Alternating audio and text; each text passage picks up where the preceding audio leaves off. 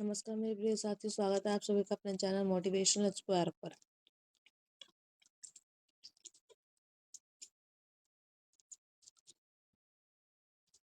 तो हम लोग जो है मध्यकालीन इतिहास के PYQ कर रहे हैं दोस्तों। ठीक है, इस चैनल पर मैं PYQ करूंगी फटाफट और उसको हम जल्द से जल्द समझेंगे। चलिए शुरू करते हैं। मध्यकालीन इतिहास का जो हमारा पहला क्वेश्चन है दोस्तों कि इनका जो है मिलान करना है। ठीक है, कौन सा मिलान सही नहीं है। ध्रुवदास का जो है नाम भागवत नामावली बिल्कुल सही है। नाभादास का भक्तमाला ठीक है और उस्मान का चित्रावली ठीक है। और रसप्रिया की जो कृति है ये जो है केशव दास के द्वारा लिखी गई थी। ठीक है, रस खान का जो है मूल नाम सैयद इब्राहिम खान था। ये बात याद रखना, तभी जो है इन्होंने ये नहीं लिखी है। ठीक है दोस्तों, नेक्स्ट हम बताते हैं। हाँ, जो रस खान थे यानी कि जो भी हमारी रस प्रसिका है, रस खान है। ठीक है, तो उसकी हम बात करते हैं तो कृष्ण भक्ति परंपरा के महत्वपूर्ण कवि थे। कई रचनाएं ब्रज भाषा में लिखी है, उन्होंने कई रचनाएं और ब्रज भाषा में लिखी है। वे मूल रूप से जो है पठान के थे, लेकिन जो है बाद में श्री कृष्ण के भक्त बन गए। ठीक है, तो यहाँ पे बड़ी ही इंपॉर्टेंट बात आती है कि जो रस खान है वो बाद में किसके बन गए, मूल रूप से किसके वो बन गए थे दोस्तों।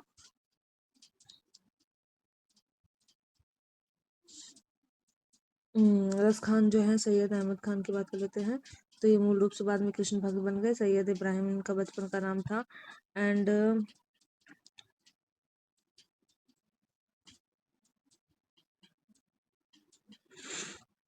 हाँ, और कृष्ण भक्ति के जो है परम्परा महत्वपूर्ण कवि रह चुके हैं और वे जो मूल रूप से पठान मूल के थे, परंतु बाद में जो है श्री कृष्ण भक्त बन गए थे।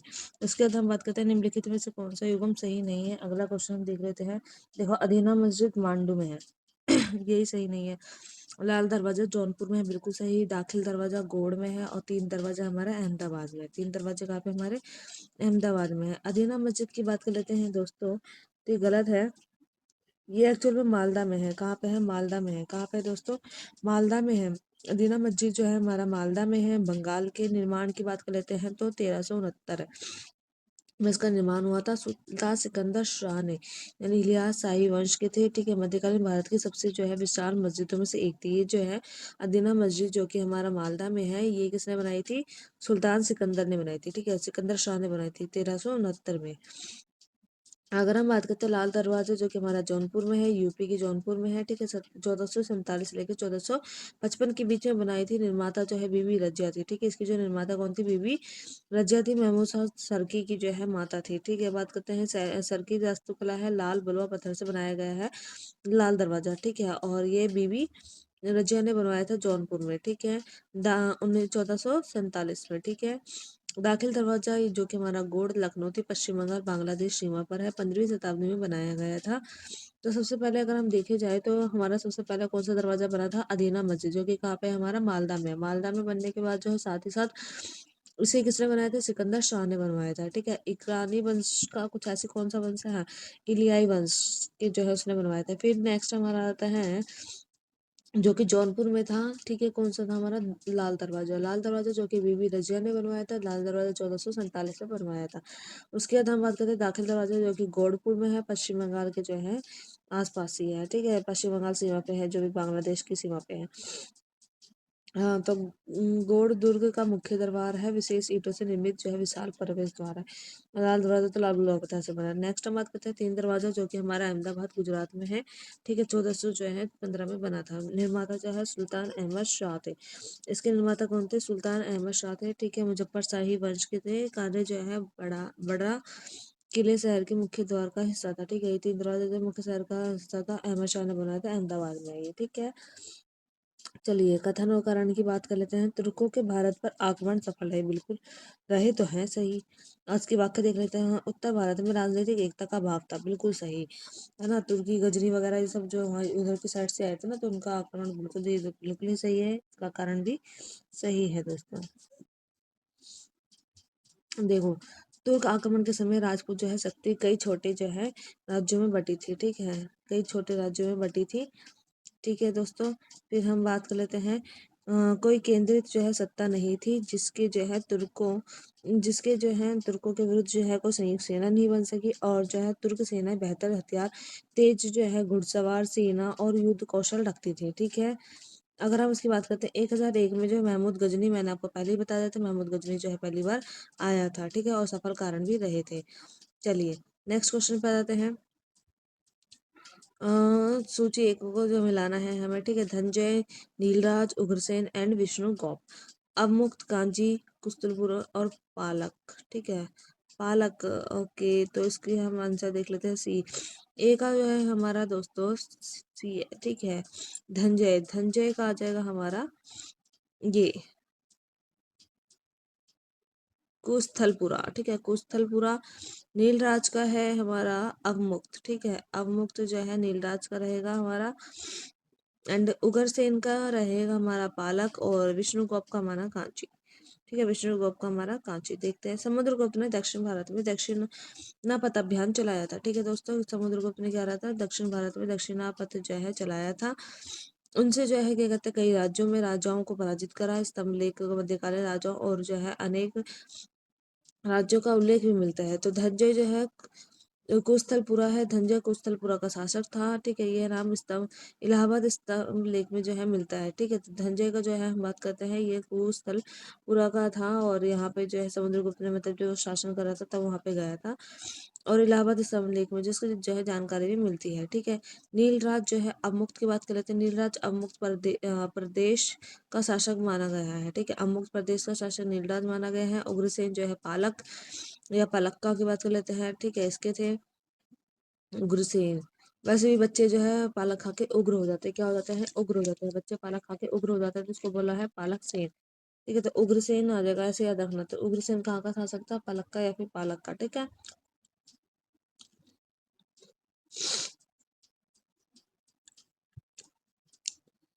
विष्णुगुप्त जो कि कांची के थे, ये पल्लव शासक था, और जो है राज्य कांची था। समुद्रगुप्त ने जो दक्षिणापथ जो है विष्णुगुप्त को पराजित कर दिया था। नेक्स्ट क्वेश्चन पे आते हैं, देखो क्या है नेक्स्ट क्वेश्चन, कि विदेश, सॉरी दोस्तों, थोड़ी सी गलती हो गई है। हम्म देखिए नेक्स्ट क्वेश्चन में क्या बोला है, निम्नलिखित में से कौन विदेशी व्यापार से संबंधित संस्था थी, जिसमें हम बात करते हैं विदेशी व्यापार से। देखो, श्रेणी, नानादेशी एंड नगरम, मणिग्राम।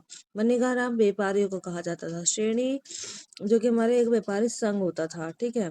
तो नानादेशी जो है, ये जो हमारे जुड़ी व्यापारी संघ विदेशी व्यापार कार्य से जो है सक्रिय थे, ठीक है। इसका आंसर आ जाएगा नाना देशी, ठीक है दोस्तों, क्या आ जाएगा, नाना देशी। नाना देशी के बारे में अगर हम पढ़ लें तो इसमें हमें क्या बता रखा है, नाना देशी जो है, नाना देशी जुड़े व्यापारी संघ विदेशी व्यापार से संबंधित थे। श्रेणी जो है व्यापारी संघ या कारीगर को कहा गया है। नेक्स्ट आ जाते हैं, नगरम राजा के द्वारा जो है मान्य नगर प्रशासन इकाई होती थी। नगरम, हाँ बिल्कुल सही, नगरम उसी को कहा जाता था, ठीक है। एंड यहाँ तक आते हैं, पनीग्राम जो कि साहूकार और बैंकरों का जो है संघ हुआ करता था, ठीक है दोस्तों।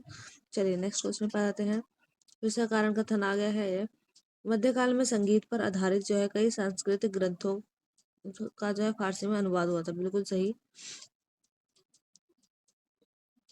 हम्म मध्यकाल में जो है क्या कहते हैं, संगीत पर आधारित कई जो है संस्कृत ग्रंथों का फारसी में अनुवाद हुआ था। हाँ याद कीजिए, अकबर वगैरह ने जो है कई मतलब कि ग्रंथ उनका करवाया नहीं था, क्या कहते हैं, अकबर वगैरह ने कराया था ना फारसी में अनुवाद वगैरह, याद कीजिए, वो मध्यकाल में ही थे तो हुआ था ऐसा, ठीक है। प्रारंभिक चिश्ती सूफी जो है स्वाम नामक संगीत सभाओं के प्रेमी थे, बिल्कुल सही, ठीक है। समा, समा नामक जो संगीत सभा जो चिश्ती सूफी थे उनके जो है थे, लेकिन उनकी व्याख्या सही नहीं है, ठीक है। नेक्स्ट आ जाता है, संस्कृत जो है संगीत ग्रंथों का फारसी अनुवाद इसलिए किया गया था ताकि फारसी भाषी विद्वान सूफी दरबारी संगीतज्ञ भारतीय संगीत को समझ सके। चिश्ती समूह जो है सूफी समा पसंद करते थे, परंतु ये अनुवाद का जो प्रत्यक्ष कारण नहीं था। नेक्स्ट क्वेश्चन देखिए, किसी अभिलेख में पुष्यमित्र संघ द्वारा दो अश्वमेध यज्ञ का उल्लेख मिलता है, ये रहा हमारा, देखिए सेम क्वेश्चन है, ये पहले भी आ चुका है, अयोध्या अभिलेख में आ चुका है, मैंने आपको पहले बता चुका था। पुष्यमित्र सूक्त जो है पतंजलि है, उसके काम पर है, पाणिनि अष्टाध्यायी के ऊपर उन्होंने लिखा है, दो अश्वमेध करवाए थे, ठीक है।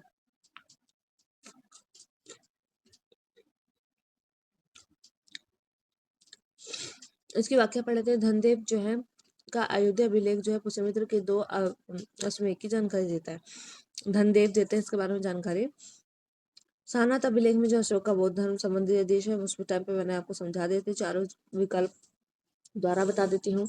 बेसनगर बेसनगर की बात कर लेते हैं तो इसमें जो है हेलियोडोरस इंडो ग्रीक का गरुड़ स्तंभ है। हाथी गुफा अभिलेख खारवेल जो है कलिंग का वर्णन करता है। नेक्स्ट क्वेश्चन, भारत में जो है चलका क्या था? देखिए ये जो चलका क्वेश्चन है बेटा, चलका क्या था? चलका जो है चकला, सॉरी चकला जो है पहले भी आ चुका है पीवाईक्यू में, बट ये आया था हमारा यूजीसी नेट में आया था ये क्वेश्चन। ठीक है दोस्तों, देखो सुबह और प्रांगणा के बीच की एक इकाई थी चकला। ठीक है, सुबह और प्रांगणा के बीच की जो इकाई क्या थी? चकला थी। ठीक है, तो चकला जो है सरकार से छोटा और प्रांगण से बड़ा प्रशासनिक क्षेत्र था। इसका प्रमुख जो है चकलेदार था। इसको याद रखना, चकला जो है एक प्रमुख जो है इकाई थी। ठीक है दोस्तों, चकला जो है सरकार के से छोटा और प्रांगण से बड़ा जो है प्रशासनिक क्षेत्र, इसका प्रमुख जो है चकलेदार था। सरकार से छोटा और प्रांगण से बड़ा। देखो मराठाओं द्वारा जो है सुरक्षा कर किस नाम से लिया जाता था? देखो दो तरह का टैक्स लेते थे, ये चौथ और स्वदेश मुखी। तो हमारा आंसर आएगा लेकिन इसका चौथ। ठीक है, स्वदेश मुखी भी लेते थे, चौथ आएगा लेकिन इसका आंसर जो कि सुरक्षा के नाम पे लिया जाता था। चौथ लेने के बाद जो है मतलब कि आपको उस जगह पे मराठा से बच जाते थे, कोई वहां पे वो नहीं कर सकता था। चौथ जो है भूमि राजस्व है, 1/4 यानी 25% वसूला जाता था। चौथ से ही पता चल रहा है दोस्तों कि 25% वसूला जाता था। ठीक है, स्वदेश मुखी 10% जो है मतलब कि चौथ के अतिरिक्त मिलता था। अब आप जो है अतिरिक्त विधि कर होता था। जमदानी जो है बारीक मलमल की वस्त्र की जो है वस्त्र प्रकार है। ठीक है, जमदानी क्या है? एक वस्त्र का कपड़ा होता है, एक वस्त्र प्रकार है। चलिए नेक्स्ट क्वेश्चन पर आते हैं।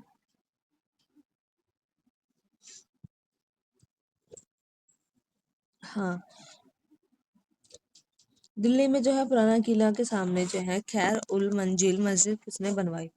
दिल्ली के सामने पुराना किला है, ये गए हैं आप लोग? कभी गए होंगे तो आपको पता होगा दिल्ली के सामने पुराना किला दिल्ली में, उसके सामने जो है खैर उल मस्जिद की जो है किसने बनाई है? मंजिल मस्जिद किसने बनाई है? माहम आंगा ने बनवाई है। आंगा जो है अकबर की पालक माता और अत्यंत प्रभावशाली राजनीतिक महिला थी। ठीक है, माहम जो आंगा एक प्रभावशाली महिला थी, अकबर के टाइम की थी और मस्जिद निर्माण 1561 में हुआ था। हमीदा बानो जो है बेगम थी अकबर की माता। सलीम सुल्तान जो है अकबर की पत्नी, सॉरी सलीमा अकबर की पत्नी थी। जीजी आंगा जो है अकबर की दाई थी।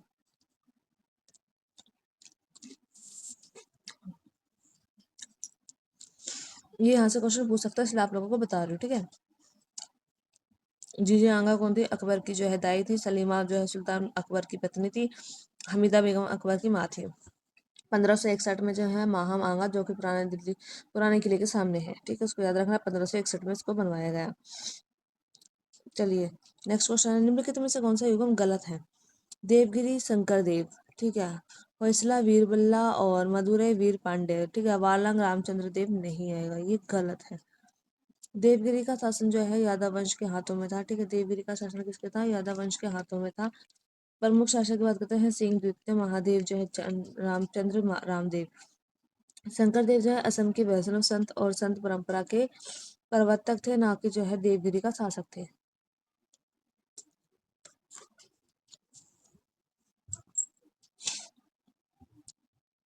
शंकर देव जो है असम के वैष्णव संत और जो है संत परंपरा के प्रवर्तक थे, ना कि देवगिरी के शासक थे।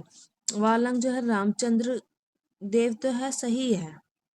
वालंग जो है काकतीय वंश की राजधानी है। रामचंद्र देव जो है रामचंद्र देव काकतीय शासकों में गिने जाते थे। हालांकि प्रमुख शासक गणपति प्रताप रुद्र रुद्रमा देवी थे। वीरबल्ला होयसल साम्राज्य वीर पांड्य जो है पांड्य वंश के थे।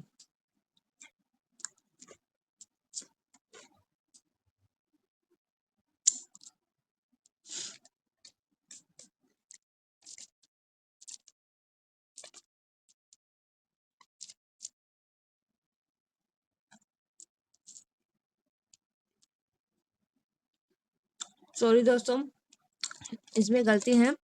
कौन सा युगम गलत है? इसका आंसर होना चाहिए ए। देवगिरी शंकर देव नहीं होगा यहाँ पे, वो तो वैष्णव देव और जो संत परंपरा के प्रवर्तक थे, ना कि देवगिरी के शासक। वालंग रामचंद्र देव बिल्कुल सही है। मदुरै वीर पांडे सही है। होयसला वीर बल्लाल जो है सही है। इसका ऑप्शन होगा दोस्तों ए होगा, ठीक है। ये जो हमारा इसका ऑप्शन होगा ये गलत है, इसको ध्यान रखिएगा।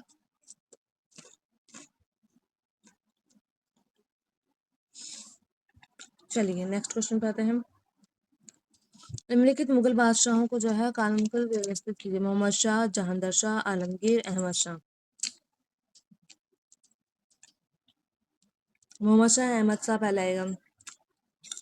जहांगीर शाह बाद है। आलमगीर, मोहम्मद शाह, अहमद शाह, जहांगीर शाह होना चाहिए। देखते हैं इसका क्या है आंसर। जहांगीर शाह, मोहम्मद शाह, अहमद शाह, आलमगीर द्वितीय। सॉरी दोस्तों, पहले हमारे जहांगीर शाह आ जाएंगे, फिर मोहम्मद शाह, अहमद शाह, आलमगीर द्वितीय, ठीक है। चलिए हमारा आ जाता है आधुनिक भारत का इतिहास के PYQ है, जरा देख लेते हैं कितने क्वेश्चंस हैं इसमें, देख लेते हैं। उसके बाद हमारा विश्व भूगोल हो जाएगा। ये बच्चों हम ना 2018 का पेपर पहले पेपर सॉल्व कर रहे हैं, ठीक है। फिर उसके बाद हम भारतीय भूगोल में आ जाएंगे, फिर उसके बाद हम जाएंगे आगे। हाँ फिर देखिए ये रुकिए बच्चों, मैं बताते चले जाती हूँ आपको कि कितने कितने 2018 में सामान्य विज्ञान हो गया एंड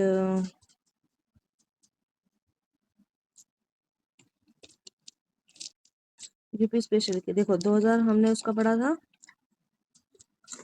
एक पेपर खत्म हुआ, फिर 2019 का पेपर। ऐसे ही है, सेट बाई सेट। सही रहेगा ना दोस्तों। तो मैं सोच रही हूँ 15-15 मिनट करके एक दिन एक पेपर को सॉल्व करा दूँ। ज़्यादा से ज़्यादा 2 दिन ले लेंगे हम एक पेपर को सॉल्व करने में, ताकि आसानी हो। चलिए तो आधुनिक भारत को हम नेक्स्ट क्लास में पढ़ते हैं। आज के लिए इतना ही। अगर वीडियो पसंद आए तो लाइक कमेंट शेयर, लाना डिमकाना जो पसंद आए वो कर देना, उसके साथ सब्सक्राइब भी कर देना लेकिन, ठीक है। Okay bye bye.